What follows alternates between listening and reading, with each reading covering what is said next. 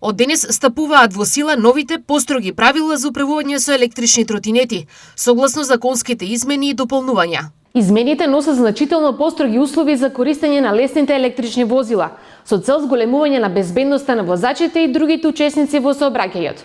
Нив во собранието ги иницираше пратеникот Никола Мицевски од ВМРО ДПМНЕ, но раце за нив кренаа сите пратеници.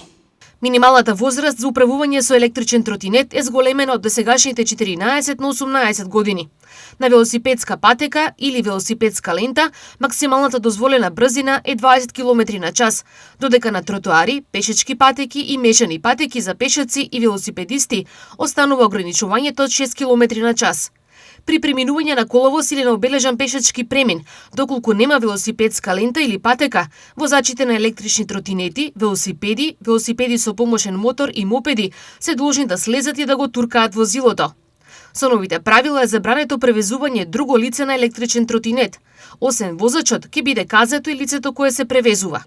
Заштитниот шлем останува задолжителен за сите возачи на лесни електрични возила и понатаму останува врската за носење рефлектирачки елек од првиот самрак до целосно разденување, како и во услови на намалена видливост.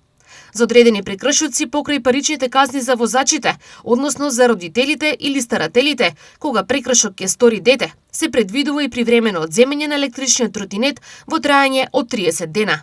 Новите законски измени и дополнувања доаѓаат по серијата тешки повреди и смртни случаи на деца, но и полнолетни кои управувале со тротинет, поради што собранието итно ги изгласа построгите правила. Освен на ова, законодавецот смета и на зголемена одговорност на оние кои управуваат со тротинети, но и на нивните родители.